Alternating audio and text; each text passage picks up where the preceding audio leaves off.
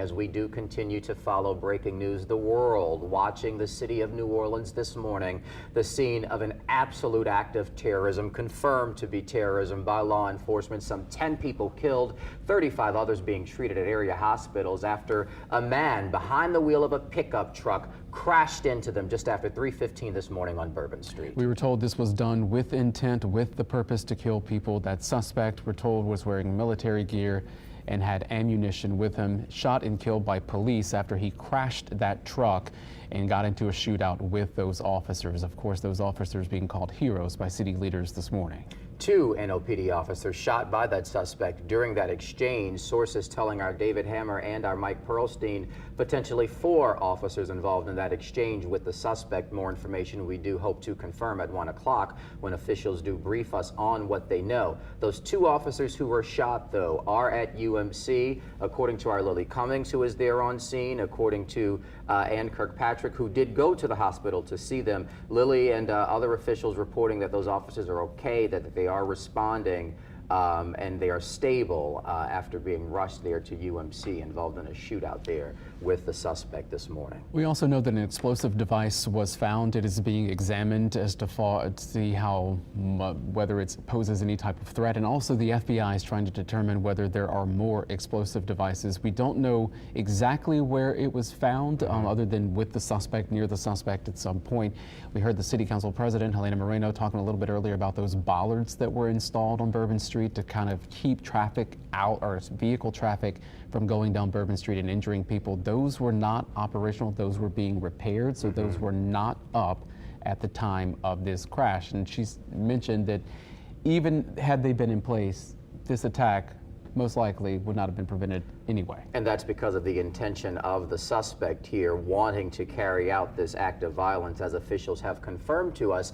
However, as we do talk about those bollards and questions about where they were being repaired in time for the Super Bowl, we did in fact ask President Moreno, David Hammer asked about what is the cause for concern here, considering that we knew that thousands of people would be in the French Quarter, and that these bollards were put in place by way of federal dollars, a $40 million Homeland Security project to put those bollards in place and other forms to keep the city safe, to prevent situations like this from potentially happening here. So just questions about what was going on there too as we continue and to point out, those bollards, of course, are just on a certain section of Bourbon Street. They're not up and down the entire street.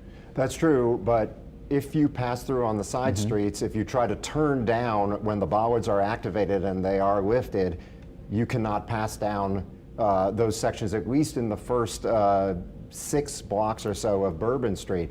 And that's the concern, is that maybe he could have accessed from another location but not caused as much damage if those bollards had been up. You know, I'm continuing to get information from law enforcement sources and getting more details about these bomb threats or the concern about IEDs.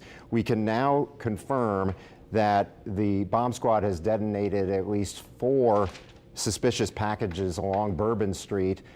Don't know yet whether those were IEDs or they were concerned to have been IEDs, but they're being looked at right now to try to confirm whether they were explosive devices, and another was being investigated at Jack's Brewery. So we know that there's concern about multiple locations in the French Quarter. We have also, I've seen a photo confirmed from the scene from law enforcement of the suspect lying deceased in the street, and you can see that he was wearing fatigues, and that his fatigues, that the shirt was torn open, or the top of his fatigues was torn open by the hail of gunfire or something else. We don't know what, but that is what we see in that photograph.